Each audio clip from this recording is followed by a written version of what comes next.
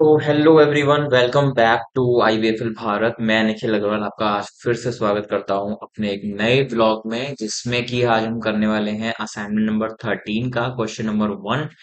और टॉपिक उसका होने वाला है बजट। तो जैसा कि आप सभी को पता है, बजट हम क्यों बनाते हैं। अगर मैं हाउस होल्ड की कॉमन बात करूं तो हर घर में एक बजट क्रिएट किया जाता है कि हमें महीने में कितने खर्चे कर देने हैं। कुछ बेसिक खर्चे हमारे होते हैं, जैसे कि मोबाइल रिचार्ज करना, घर का राशन लाना, इलेक्ट्रिसिटी का बिल पे करना, एक्सेट्रा। इसके अलावा हमारे जो भी एक्सपेंसेस होते हैं वो एस्टिमेटेड नहीं होते, वो अनएस्टिमेटेड एक्सपेंसेस होते हैं कई बार। तो वो हमें करने पड़ जाते हैं आउट ऑफ आवर बजट। तो उसी तरह से कंपनी के अंदर भी हमको बजट बनाने पड़ते हैं, और उसके हिसाब से हमें देखना पड़ता है। देखिए, खर्चों पे कंट्रोल हम लगा नहीं सकते, लेकिन कुछ बजट्स हम ऐसे बना लेते हैं जो कि हमको बजट के हिसाब से, अगर कंपनी में हम चलें तो हमारा जो एक्सपेंसेस हैं वो लिमिटेड रहते हैं, और हमारा बिजनेस जो है वो लंबे समय तक काम करता है। तो चलिए शुरू करते हैं हमारा ये केस स्टडी, और इसमें हम कैपिटल भी इंट्रोड्यूस करने वाले हैं। कंपनी क्रिएट कर लेते हैं पहले।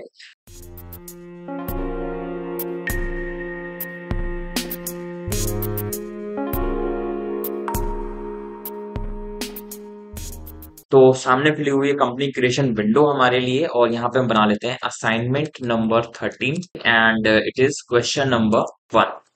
ठीक है, टॉपिक का नाम आपका जो है वो आप देख लीजिएगा। जैसे अभी आप बनाना चाहें कंपनी क्रिएशन, और यहाँ पर आप इस वाले ऑप्शन को नोट कर लेंगे, जीएसटी वाले को। और जो आपको बजट मिलने वाला है वो है क्रिएट के अंदर, बट शो मोड पर जब आप जाओगे तब आपको यहाँ पे बजट दिखने लगेगा। ठीक है, तो यहाँ पर मैंने बजट ओपन कर लिया है, बट हमें देखना पड़ेगा कि हमारा क्वेश्चन क्या कहता है। तो पहले क्वेश्चन पढ़ लेते हैं। Company create budget for the following expenses on April to March. अप्रैल से लेके मार्च तक का हमें बजट क्रिएट करना है। इनडायरेक्ट एक्सपेंसेस हमें दिए हुए हैं और डायरेक्ट एक्सपेंसेस हमें दिए हुए हैं, तो बजट बनाते हैं यहाँ पर।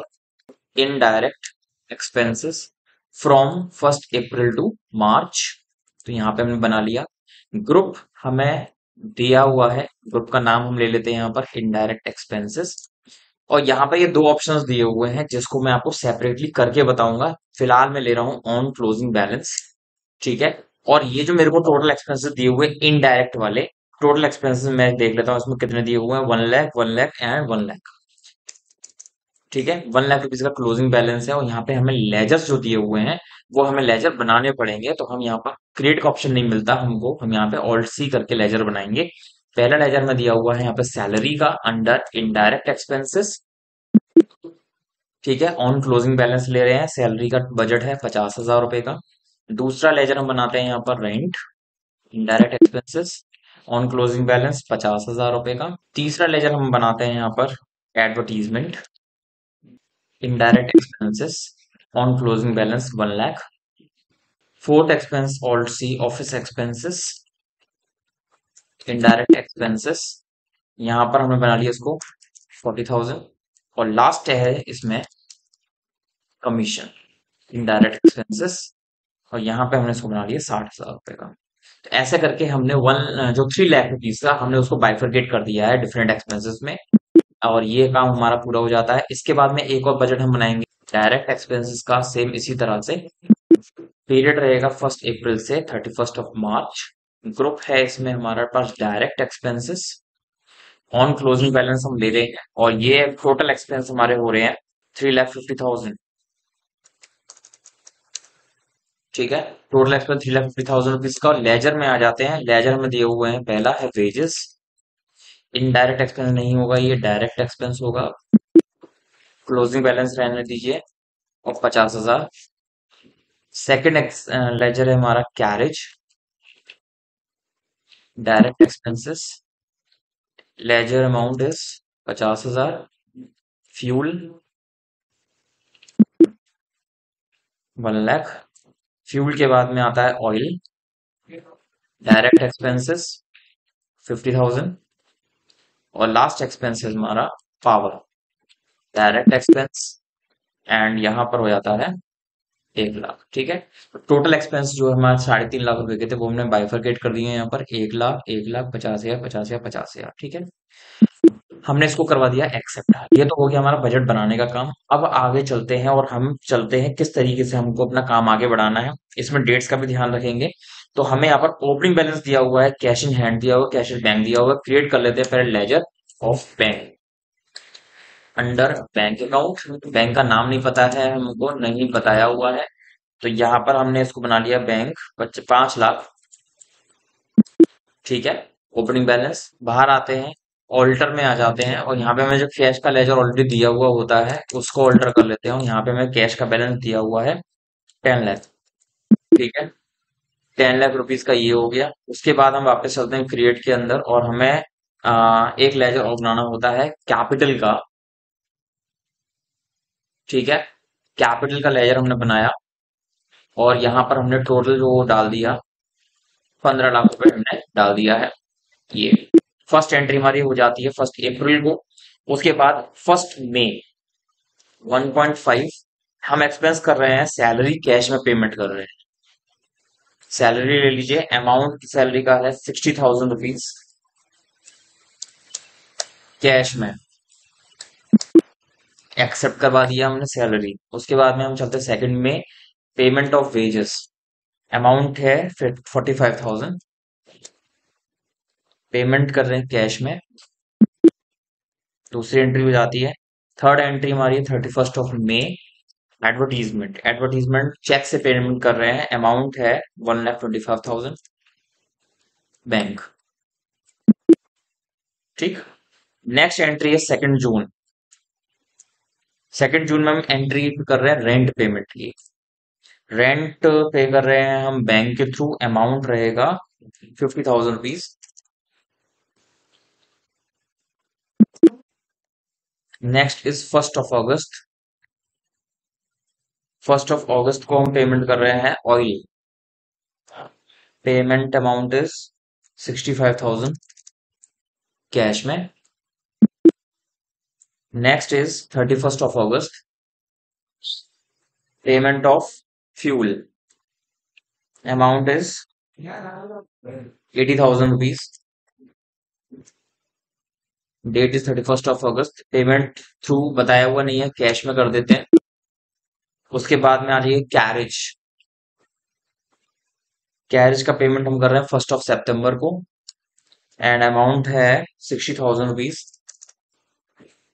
लिखा हुआ नहीं है इसलिए हम कैश में कर देते हैं इसको, कैरेज हो गया।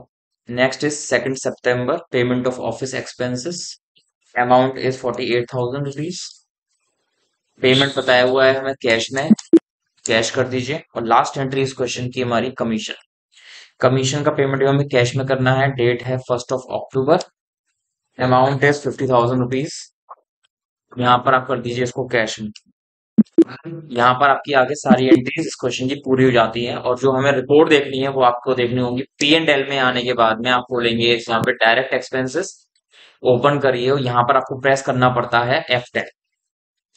F10 करेंगे, आपको कौन सा वाला देखना है। हम इनडायरेक्ट एक्सपेंसेस के अंदर आएंगे, यहाँ पर F10 प्रेस करेंगे, फिर इनडायरेक्ट एक्सपेंस में जाएंगे। तो इस तरीके से हमको ये दिखा रहा है। एडवर्टीजमेंट पे मैंने 1 लाख रुपए का बजट बनाया था, लेकिन अब तक मेरा 1,25,000 का एक्सपेंस हो चुका है, 25,000 रुपए ऊपर। 60,000 का बजट था, यहाँ 50,000 का खर्चा हुआ है। 40,000 का बजट था, 48,000 खर्च हुआ है। 50,000 का बजट था, 50,000 ही खर्च हुआ है। और यहाँ पे 50,000 का वो था, 60,000 रुपए खर्च हो चुका है, ठीक है। तो इस तरीके से हमारा ये तो हो गया इनडायरेक्ट वाला। और एक और चीज मैं आपको दिखाता हूँ खोलकर, इसको एंटर करते हैं और F10 कर देते हैं। अब आप देखिए जरा, ये आप देख रहे हैं मैंने जो बजट बनाया था वो 1 लाख का बनाया था टोटल फॉर अ 1 ईयर।